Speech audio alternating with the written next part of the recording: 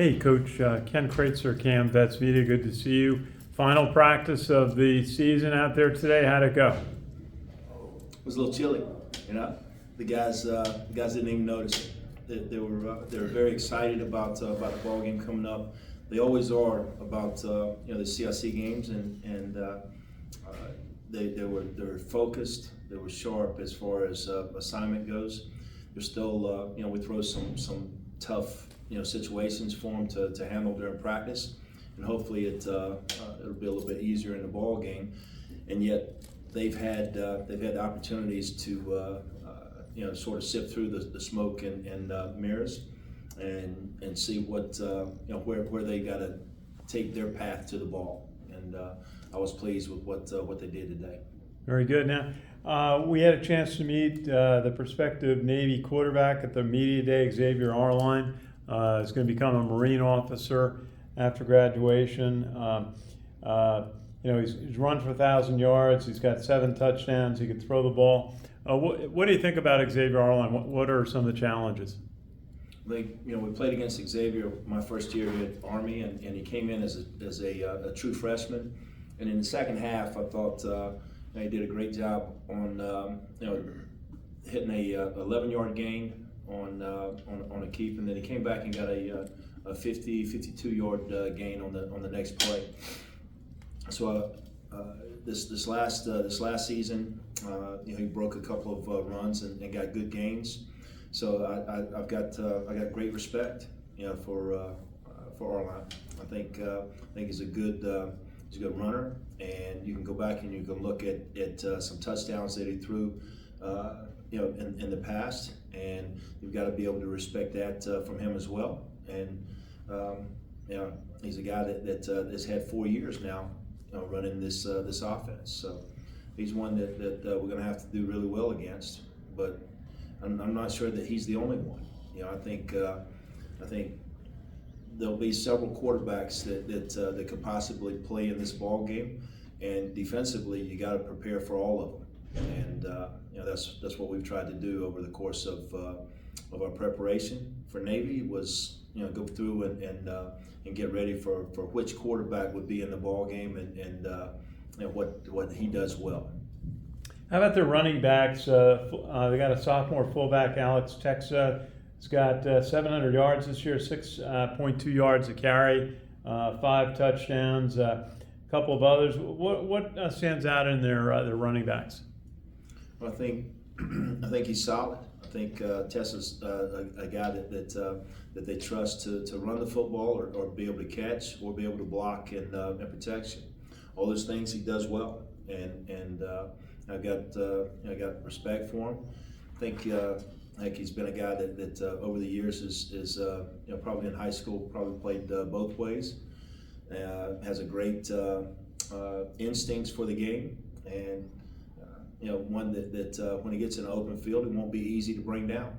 So we got to do our best. We got to do a great job of keeping leverage on the ball carrier and keeping our pads out, and hopefully when we get off other blocks, get multiple people to the ball. And their offensive line, they're a little smaller than Army. They're averaging about 280 pounds when I looked, which is smaller than Army. He's got 300-pound linemen now. What advantages does Navy have with their offensive line? I think this. I don't think that you have to have the biggest guy on the field to do well. I think that speed, explosiveness, athleticism, those are the things that can get you into really good ball plays.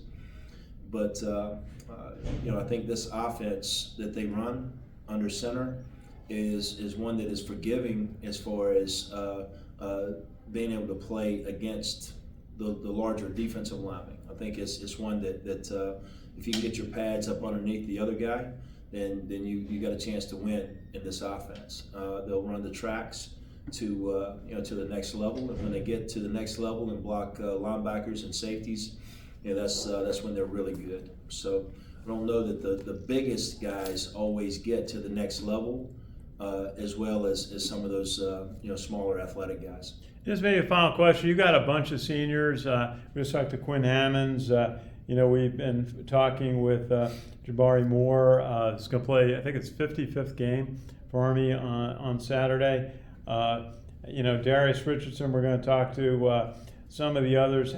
Obviously Leo Lowen's having a great season. Jimmy Charlo, great season for you. How is it to be able to bring in a defensive squad with that amount of experience?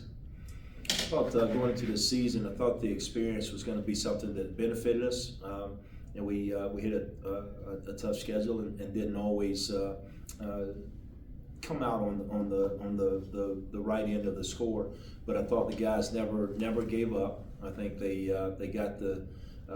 got us heading back in the right direction, and we got a chance to finish with a CLC championship, and that's a credit to those guys for hanging in there and working hard and providing great leadership to our unit and our team.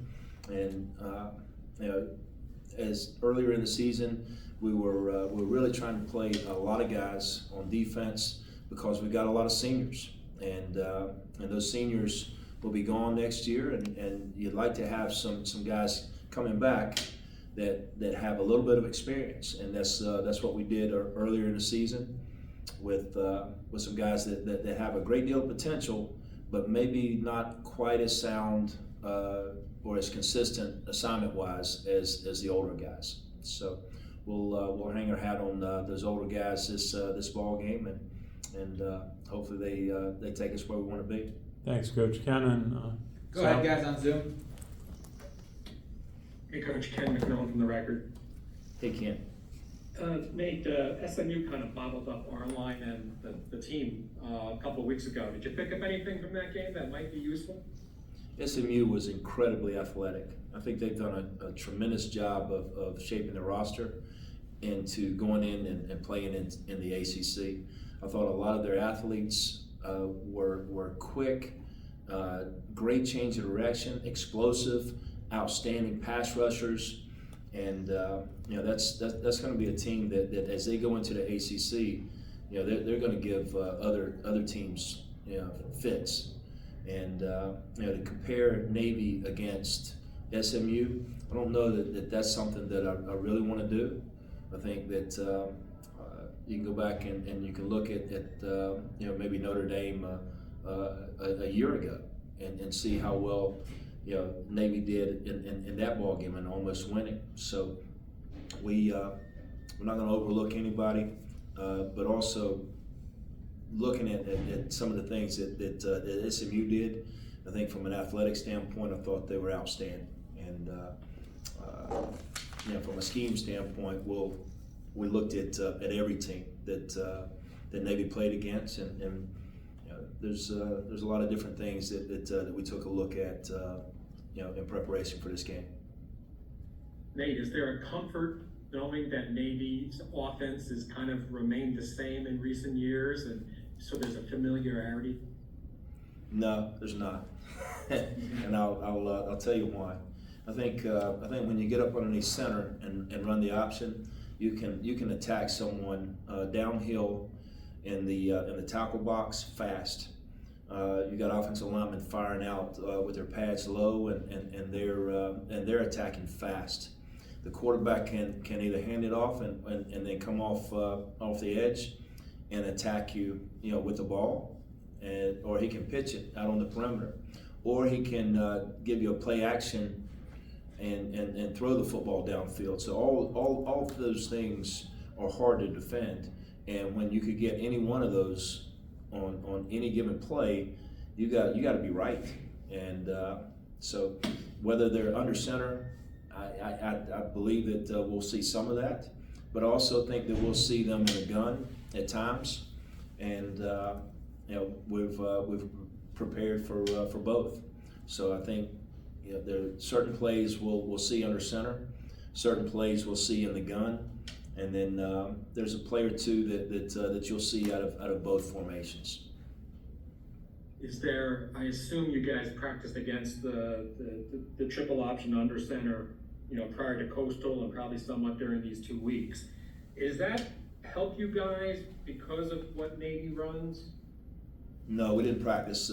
We didn't practice under center stuff before Coastal. We just,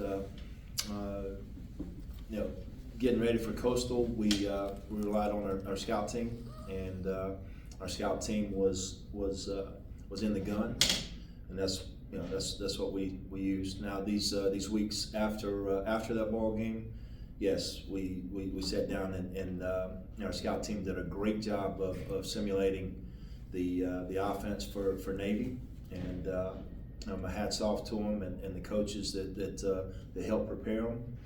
I thought we got a great look, both under center and in the gun. Do you like the way this Army defense has been playing in recent weeks? I think we've had some success, and there's times where I really like what we've done a lot. There's some things that we can improve on, and I don't know any coordinator over my career that's ever said we played the perfect game. So you're always looking to improve on whatever it was that happened in the last game or the last practice to get better. But I will say this: we've people like Leo Lowen, who's given us an awful lot over the years, is playing his best ball. And when you go into your last few games of your career and you're playing your best, that of course that's going to help your defense. You've got a lot of guys like Austin Hill and Nate Smith and Chris Frey and those guys are seniors and are playing what I think is their best ball as well. You look on the back end, and Jabari's lined up and played a ton of plays. Cam Jones has too, and Hugh Hammonds has stepped in and just done a tremendous job. So you got a lot of seniors that we're going to miss one day. But I'll say it again. I love what they have given to this unit and this team, but we've also put some young guys with great potential out there earlier in the season, and we're best right now with those older guys. So hats off to them. Last thing, Nate, do you enjoy coaching in these games, and do you expect another tight, low-scoring game as most of these CIC games have gone? Yeah, I'll be honest with you. If do I love coaching this game? Absolutely, no doubt. I love when we win, But these are that's the greatest moment. It's just an awesome feeling when you win, and it's a horrible, wretched feeling when you lose. So you put everything into it, and you expect to be successful, and that's there's no other way that you go into these ball games. But absolutely, this is one of the games that I've truly appreciated over my career. This is a great rivalry. It's the best in college football, and I look forward to it. I think maybe the hardest one was my first year when we played Navy, one weekend, and turned around and played Air Force the next weekend, and that was incredibly difficult, and I can't say enough for the players that battled in back-to-back games like that and won both of them. So is it hard? Heck yeah, but probably not not like that first year, not back-to-back weekends. Sure. Nate, thank you. Good luck. Sal, do you have one? Yeah, hey, Coach Woody, thanks for your time. Appreciate it. Just wanted to ask you, Coach Morgan always says when he went up against you, you were able to kind of slow down his triple option offense. Do you remember, like, when you first started to get a knack for, seeing that triple option pretty well and, designing to stop it? Do you remember when that was, or? Yeah, I think I played in a triple option, offense. I was on the defense, but we always lined up and played against the triple option. Back then, it was a true wishbone. I worked at a school where we moved from the wishbone to where you got the double slots, and then and I guess integrated some of the wing tee elements into the option, and then as I got into the coaching profession, over the years, other teams were running some some triple option, whether it was under center or whether it was out of the gun. So our offense that I spent most of my years coaching with or against was generally had option elements to it. So in practice, you get a little bit better at what what you're defending each spring and fall practice. So all my career I've been doing stuff like this. All my career it's been either under center or gun option. Is that at Wofford, or is that what you're talking about, or?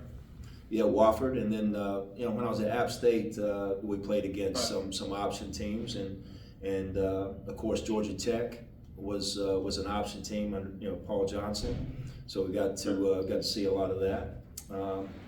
Not so much at Michigan. I appreciate it, Coach. Good luck on Saturday. Thanks, Coach. You're Sure. outside. Thanks.